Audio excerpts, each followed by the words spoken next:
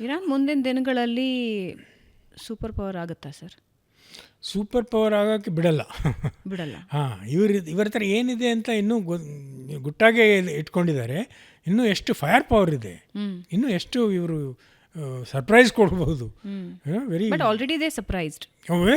Very much. ಯಾವಾಗ ಡಿಗೋ ಗರ್ಸಿಯಾದ ಕಡೆ ಹೋಯ್ತು ಇವ್ರದ್ದು missile, then everybody is now.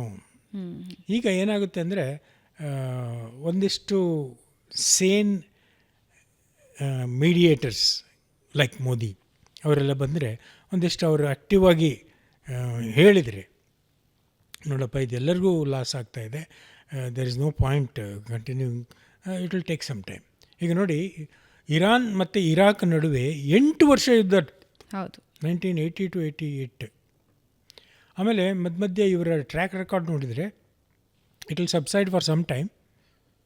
ಅದು ಯಾವಾಗ ಒಂಥರ ಬೂದಿ ಮುಚ್ಚಿದ ಕೆಂಡಾಗಿರುತ್ತೆ, ಮತ್ತೆ ಅಲ್ಲಿ ಒಂದೇ ಸರಿ ಬ್ಲಾಸ್ಟ್ ಆಗ. ಹಾಂ, ಒಂದು ಟ್ರಿಗರ್ ಬೇಕಷ್ಟೇ. Never ending.